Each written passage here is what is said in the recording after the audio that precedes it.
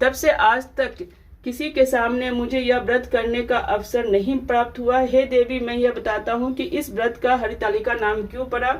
तुमको सखिया हर ले गई थी, इसी से हरितालिका नाम पड़ा। पार्वती जी ने कहा कि हे प्रभु, आपने नाम तो बताया, अब अब विधि भी बताइए, इसका क्या पुण्य है, क्या फल है, यह व्रत कौन करे।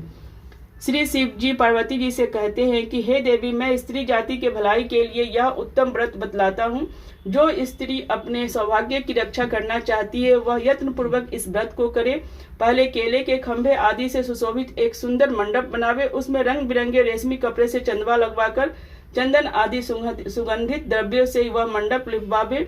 फिर शंख, भेड़ी, मृदंग आदि बजाते हुए बहुत से लोग एकत्रित होकर तरह तरह के मंगलाचार करते हुए इस मंडप में पार्वती जी तथा शिव जी की प्रतिमा स्थापित करे। उस रोज दिन भर उपवास रहकर बहुत से सुगंधित फूल, गंध और मनोहर धूप, नाना प्रकार के नैवेद्य आदि एकत्र कर मेरी पूजा करे और रात भर जागरण करे। ऊपर जो वस्तुएं गिनाई गई है, इसके अतिरिक्त नारियल, सुपारी, जमीरी, नींबू, लौंग, अनार, नारंगी आदि जो जो फल प्राप्त हो सके उन्हें इकट्ठा कर ले। इस ऋतु में जो फल तथा फूल मिल सके विशेष रूप से रखे। यदि इसके बाद धूप दीपादि से पूजन प्रार्थना करे। हे शिवे शिव रूपनी, हे मंगले सब अर्थों को देने वाली, हे देवी, हे शिव रूपे आपको नमस्कार है। हे शिव रूपे आपको सदा के लिए नमस्कार है। हे ब्रह्म रूपनी आपको नमस्कार है। हे जगदात्री आपको नमस्कार है। हे सिंह वाहिनी संसार के भय से भयभीत मुझ दिन की रक्षा करो। इस कामना की पूर्ति के लिए मैंने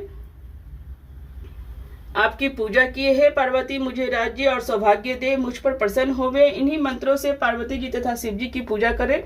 तदंतर विधि पूर्वक कथा सुने और ब्राह्मण को वस्त्र, गौ, सुवर्ण आदि देवे। इस तरह एकचित होकर स्त्री पुरुष दोनों एक साथ पूजन करे। फिर वस्त्र आदि जो कुछ हो उसका संकल्प करे। हे देवी, जो स्त्री इस प्रकार पूजन करती है वह सब पापों से छूट जाती है और उसे 7 जन्म तक सुख सौभाग्य प्राप्त होता है। जो स्त्री तृतीया तिथि का व्रत न कर अन्न भक्षण करती है वह 7 जन्म तक बंध्या रहती है और उसको बार बार विधवा होना पड़ता है।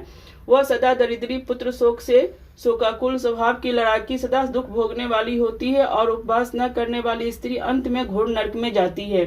तीज को अन्न खाने से सुकड़ी, फल खाने से बंदरिया, पानी पीने से जोक, दूध पीने से सापिन, मांसाहार करने से बाघिन, दही खाने से बिल्ली, मिठाई खाने से चींटी और सब खाने से मक्खी होती है। उस रोज सोने से अजगरी और पति को धोखा देने से मुर्गी होती है। इसलिए हर स्त्री का